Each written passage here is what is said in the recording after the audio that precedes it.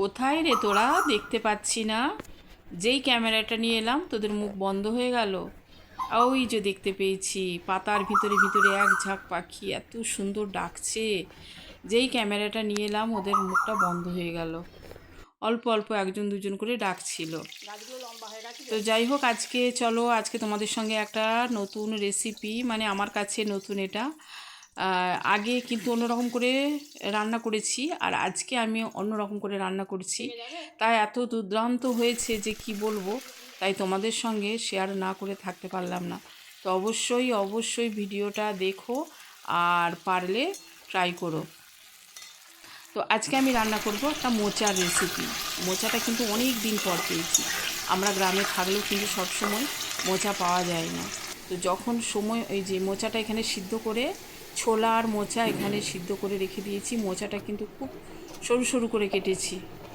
তো এই যে মোচাটা রান্না করছি, মোচাটা আলুটা ভেজে রেখে দিয়েছি। তারপরে এই যে দেখো, তেলের ওপরে জিরে আর হচ্ছে শুকনো লঙ্কা, দুটো এলাচ আর দুটো লবঙ্গ, আর যে তেজপাতা, এগুলো দিয়ে ভালো করে একটু কষিয়ে নিচ্ছি।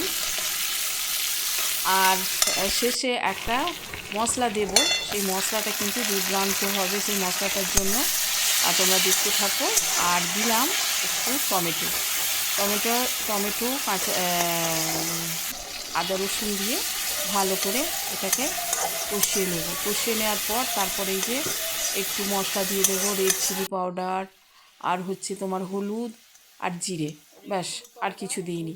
এটাই ছিল মশলা, বেশি মশলা দেওয়া হয়নি। আর শেষে একটা মশলা দেব, তোমরা দেখতে থাকবে আমার ভিডিওটা। আর অবশ্যই পারলে একটু ট্রাই করো।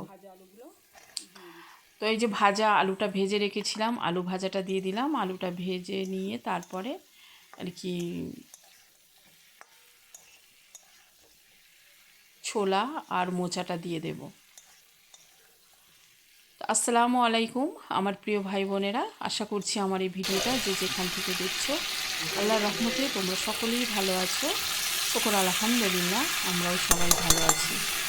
তো এই যে দেখো, মোচাটা আর সিদ্ধ আর ছোলাটা দিয়ে দিলাম। তো ছোলাটা সিদ্ধ করতে দিতে আমি ভুলে গিয়েছিলাম। তো সকালবেলায় তাড়াতাড়ি করে একটু ভিজিয়ে দিয়েছিলাম। দেওয়ার পর এই মোচার সঙ্গে কিন্তু প্রেসার কুকারে সিটি দিয়ে দিলাম। দেওয়ার পর অল্প একটু শক্ত শক্ত ছিল, আমার ভয় পাচ্ছিল যে সত্যি সিদ্ধ হবে কি না। তারপরে দেখলাম এই তরকারির সঙ্গে রান্না করতে করতে কিন্তু ছোলাটা খুব সুন্দর সিদ্ধ হয়ে গেছিলো। বেশ ভালোভাবে নাড়াচাড়া করে নিয়ে, আর এই যে সেই একটা মশলা বলেছিলাম না, সেই মশলাটা, আর এই যে মশলাটা হচ্ছে গোবিন্দভোগ চাল 2 চামচ ভিজিয়ে রেখে দিয়েছিলাম, আর তার সঙ্গে 4টে কাঁচা লঙ্কা বেটে দিয়েছিলাম। তো এইটা দেওয়ার পর বেশ ঘনত্ব গ্রেভি, বেশ সুন্দর একটা টেস্ট হয়েছিল। মোচা তো সব সময় পাওয়া যায় না, তাই মোচা যখন পাওয়া গেছে তো কিভাবে ভালো করে রান্না করা যায়, সেই জন্যেই আর কি এভাবে একটু ভালো করে রান্না করে তোমাদের সঙ্গে একটু শেয়ার করলাম। মোচা কিন্তু খুবই একটা উপকারী সবজি। কলা, কলার থোড়, কলার মোচা, এমনকি কচি কলাগুলোও খুব উপকারী। তো ভালো করে এটা রান্না করে নেওয়ার পর একটু চিনি দিলাম। এই যে চিনিটা দিয়ে আর একটু ঢাকা দিয়ে রেখে দিয়েছিলাম। ঢাকা দিয়ে দেওয়ার পর দেখলাম যে তলাটায় হালকা হালকা একটু চেপে চেপে বসে গেছে, যেহেতু চালের গুঁড়োটা, এই চাল বাটাটা আছে না, সেই জন্য। তো আর একটু হয়তো বেশি দেরি হলে তরকারিটা হয়তো নিচেটা আরও পুড়ে যেত। তো যাই হোক, ঠিক টাইমে আমি খুলে নিয়েছি। খুলে নিয়ে ভালো করে একটু নাড়াচাড়া করে নিয়ে একটু ঘি দিয়ে দিলাম। তোমরা নিরামিষও রান্না করতে পারো এভাবে।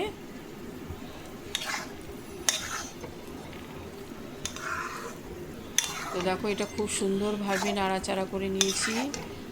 আর আজকে আমার ছেলে যাবে মায়ের বাড়ি, তাই ভাবলাম মাকেও একটু দিয়ে পাঠাই। মা এই সমস্ত সবজি খেতে খুব ভালোবাসে, তাই মাকে একটু গরম গরম তুলে দিচ্ছি। ছেলে যাবে, মায়ের জন্য একটু পাঠিয়ে দিচ্ছি। তো মাও বললো খুব সুন্দর হয়েছে। তো যাই হোক, তোমরা সবাই ভালো থাকবে, সুস্থ থাকবে, আমার জন্য দোয়া করবে। আর আমিও তোমাদের সবার জন্য দোয়া করি, তোমরা সবাই ভালো থেকো, সুস্থ থেকো। আল্লাহ হাফেজ।